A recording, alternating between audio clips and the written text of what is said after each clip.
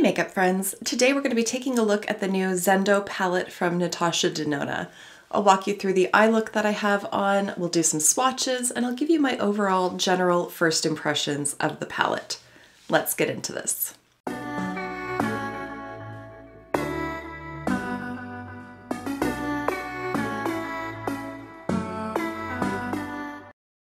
As always, I want to start off by welcoming you back to my channel, or if you are new here, then hello and welcome. My name is Kara, and on my channel, we like to mix beauty, brains, and the occasional F-bomb. Obviously, the eyeshadow that I'm wearing today is the Zendo palette, and on my lips, I have one of the Pout Perfect lip liners from Wet n Wild in the shade Bear to Comment, and I've topped it with one of the I Need a Nude lipsticks, also from Natasha Denona, in the shade Michelle. All right. Let's get into this. So I want to start off by saying this is a first impressions. The palette was just delivered a couple of hours ago. I've only done the one eye look, so I really haven't been able to play in depth with the palette yet, but I do have some first impressions to share with you, which I will get to towards the end of the video. I want to give you some information on the palette. It retails on the Natasha Denona website for $65 US. I live in Canada and it cost me $20 US for shipping. And when the FedEx guy arrived at my door today, first of all, he scared the ever-living hell out of me because he was crouched down when I opened the door. So I didn't know he was there, and my butt fell off. It was not very good. That's okay. We scared each other. We had a giggle. We moved on. And then I had to pay him $20 in customs fees. I'm very frustrated. So fellow Canadians, you might hear me on this. I'm very frustrated with customs duties because some brands can tell you what they're going to be and you can prepay them, some don't. Also, there seems to be discrepancy in terms of how they're actually applied. It has nothing to do with the brands, I doubt. I think it has everything to do with actual Customs Canada and whoever runs that particular show, but there are times where I can spend up to $100 and some and I don't get dinged with additional taxes and I haven't prepaid them. And then other times I buy a $65 item and I get hit with $20 in customs fees and I can't seem to predict it. Even though there are websites available where you can put in the amount, sometimes it applies and sometimes it doesn't. And for the life of me, I can't figure it out. So Canadians, buyer beware. I can't help you out, I'm sorry, but my experience is that I had to pay $20 and some odd cents to get this palette released to me from FedEx. So having said that, I would recommend if you are in Canada and you are not in a hurry to get your hands on this palette, order it from Sephora. You will know that you're going to get either free shipping or at least the flat rate amount that Sephora pays, and you're not going to get dinged with additional customs fees. So that's what I plan on doing from here on out when it comes to Natasha Denona releases. As excited as I am to get reviews up on my channel early, I'm just going to wait until they come to Sephora because $20 US in shipping plus an additional $20, like I basically paid double for this palette, and I'm annoyed about that. And with my complaints about customs fees out of the way, let's get into the palette. So this is one of those midi-sized palettes where it's not as small as, say, the mini Zendo, but not the full-sized one, hence the $65 US price point. It's got reflective packaging that unfortunately shows every single fingerprint, but that's neither here nor there. And then when you flip it over, you can see little holes on the back, so you can very easily pop the pans out of the palette, rearrange them to suit your own liking, or move them over to a magnetic palette if that's what you choose to do. On the inside, you're getting a very large mirror, and then there are the shades there. So as you can see, it is predominantly a warm, neutral kind of palette, and then there are some inclusions of more blue/teal kind of shades over here. There are mostly shimmers in this, although there are certainly some mattes, and then some shades that I would classify as more satin. So kind of riding that border between matte and shimmer. For example, this really deep teal here. Now, I'm not going to harp on the color story. I think we should just move straight into swatches so that you can see these in real time. I'm not going to pre-swatch them. I'm going to do my best to do them live on camera so that we can see them together. And I'm going to read to you the description from the Natasha Denona website so that we can see where the nuance between these shades is intended to be. Let's get into it. All right, the first shade up is called Mindful, and this is described as a warm cinnamon. Then we have Luster, which is a bronze gold. followed by Balance, a light medium caramel, and Flow, which is a medium silver blue teal. And then last on the top row of the palette is Mantra, a medium greenish teal. Moving on to the second row of the palette, we have the shade Aura. This is described as a medium golden orange red, followed by Vigor, a medium muted red coral.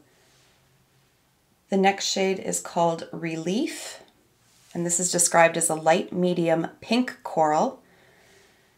Then we have the shade Equilibrium, and this is described as a medium dark silver teal. And then the last shade in the middle row is called Breath, and it's a pastel mint. And now onto the last row of the palette. We've got the shade Sense, a pink copper, followed by Tranquil, which is a light warm rose. The next shade is called Calm, a pastel peach. Then we have a shade called Yama, which is a light peach bronze with green reflex. And then the very last shade is this one here called Zeal, a dark dusty army green.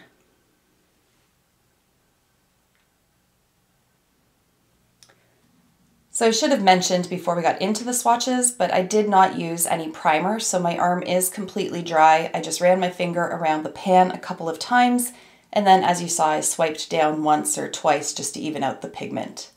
So there is the palette in all of her glory. So in looking at these swatches, I will say that for the most part, they all swatch beautifully. Now, keep in mind, finger swatches can be very deceiving. Either they can be a little lackluster or they can be overselling of the shadow. And it really does come down to how they actually apply and build up on the eyes. So what I can say is, like, for example, this reddish tone here, it's not super pigmented in the finger swatch, and yet it does build up beautifully on the eyes. Alternatively, you have this like light mint shade here, which shows up as a nice light mint shade in the finger swatch, and yet I found it very difficult to work with on the eyes. So there's a little bit of a mixed bag here, but I will say those shimmer shades are very consistent. They're very, very smooth. There's no glittery specks in them at all. I did find that in particular, this light teal shade, it really did stand to have a bit of setting spray applied to it, really to boost it up. And as you'll see in the application, although the deep teal and the light teal look quite different in the finger swatches, once applied to the eyes, there's really not that much of a differentiation between them. So, since I'm talking about applying it to the eyes, why don't we talk about how I created this look? So I started by priming my eyes with the Sigma eyeshadow base primer in the shade Persuade. And then I went in, first of all, with the shade Breath and became very frustrated very quickly with it.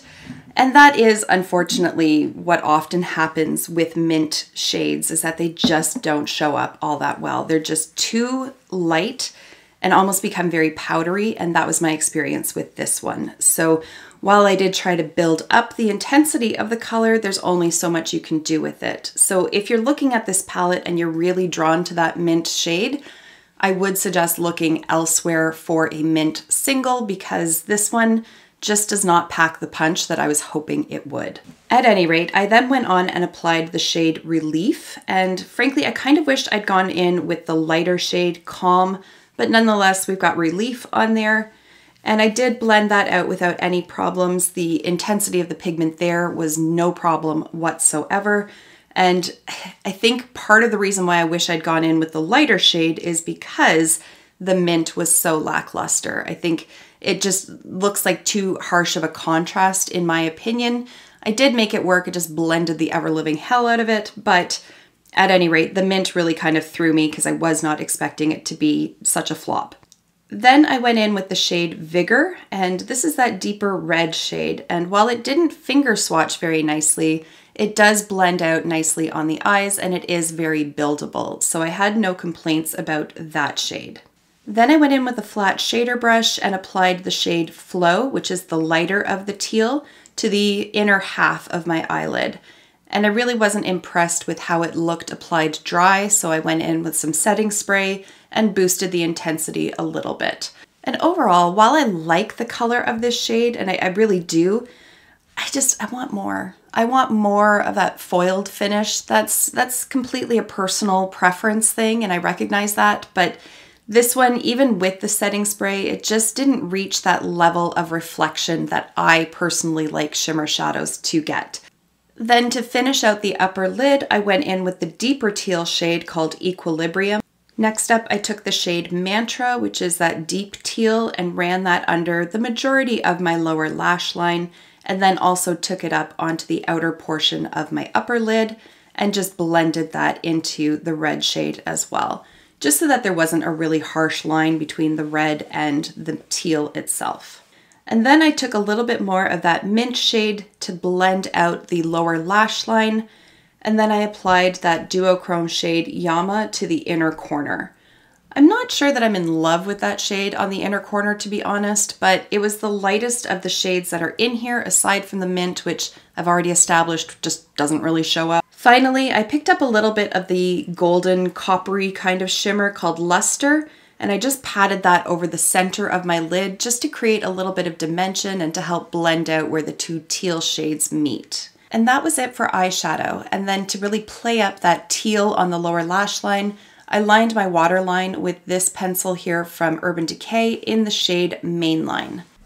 All right, so before I give you my overall thoughts on this palette, I just really quickly want to point out that there are no repeat shades between the mini Zendo and the full-sized, although certainly they are complementary to each other, and this one helps to fill some of the gaps in the palette, but I did want to point out that there are no repeat shades, so I do like that. So let's talk about this palette. Now, granted, again, this is only my first time using it, and I haven't used all the shades in here, but I'm really frustrated with that mint, and I really shouldn't be all that frustrated just with one shade out of a palette with 15 shades in it.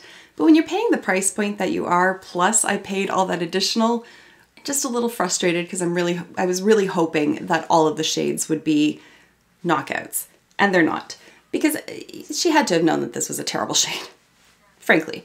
So I think, you know, rather than leaving it like that, make it a shimmer shadow or take that shade out entirely and put something else in that can flesh out this color story a little bit more. So even a really deep, deep plum or a dark brown, I think that that would have helped just increase the versatility of the palette overall.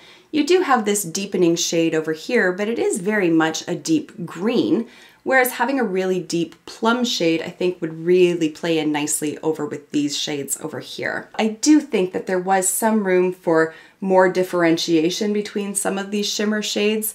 They do look different in the finger swatches, but like I pointed out, these two, once they're applied to the eye, there's not that much of a difference between the two of them. And I suspect, although I can't say for certain, but I suspect the same is going to hold true with these kind of shades over here, where they are rather similar. We shall see. I can't write them off at this point, but I do think that there was opportunity for a few different options in the palette. All right, so I'm having a hard time wrapping this video up because I do want to give my overall opinion on the palette, but I'm very much coming from a personal preference perspective. I think if you're familiar with NATASHA Denona's shadows, these perform very much like they have in all of her other palettes. The mattes are incredibly smooth, the shimmers are nice and velvety, everything applies nicely, with the exception of the mint, and I really don't have an issue from a quality perspective. For me, it comes down to the color story and the versatility of the palette. I like the warm neutral side. I like the more teal kind of side. I'm not entirely sure that I love them together. I do think that they are workable together. I do think that they complement each other. But for whatever reason, when I look at this palette, I am not super inspired. I don't know what it is that's holding me back from loving the palette. I certainly thought I was going to like it more than I actually do now that I have it in my hands. And I really can't say that there's anything that I actively dislike about it. I just think it's unbalanced, and I think that's what's throwing me off. I think there's just so many warm shades over here, and then just this little smattering of teal kind of shades that it just looks a little off kilter. I think a few more colorful options slash a few less of the more corally shades, or a little bit more diversity when it came to the coral shades, I think that would have tipped the scales for me. But as it stands, looking at it as it is, I'm just not massively in love with this palette. I don't know, if the color story speaks to you, the quality is there. So you're not going to be disappointed from that perspective, again, with the exception of the mint. But for me, I'm just not in love with it. There it is. There it is. I will continue using it. Like I said, I've only used it once, so I do need to give it a fair shake, but I did want to do the swatches and share my general first impressions with you. But very, very quickly, why don't I just quickly rank the MIDI palettes that I have, in case you're in the market for one, but you just don't know which one you want. Again, personal preference, but first place to me is Glam. I freaking love this palette. I really do. I think it's very well balanced. It's very much more on that neutral, leaning cool. I know it was marketed as a cool tone palette. I think there's enough in there that keeps it from being truly cool, but I like it.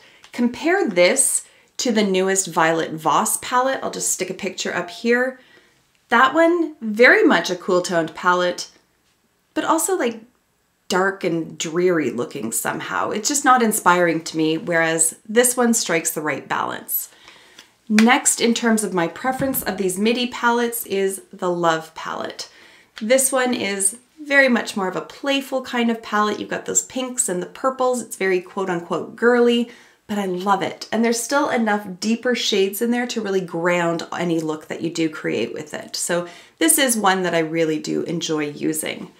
And then in third place for me is going to be the Sunrise palette. And there she is there. This one I think is just beautiful in fall time. You can wear it any time of the year, but these are very autumnal kind of colors to me. And I really do like that balance of the purples and the more goldenrod kind of shades. I do think that this is a beautiful palette. And then coming in fourth place then should be no surprise, and that's going to be the Zendo palette. I'm just not in love with it. I don't hate it. I'm not wishing to return it. I will use it, but I just don't see it becoming a favorite for me. At any rate, I am going to leave it there. I'd love to hear your thoughts on the palette. If you've picked it up and played with it, did the mint shade work for you? What are your thoughts on the color story? All of that kind of thing. Let me know in the comments down below. But for now, I'm going to wrap this video up here. Thank you so much for taking the time to watch, and I will see you in my next one. Until then, just be a decent human being. Bye for now.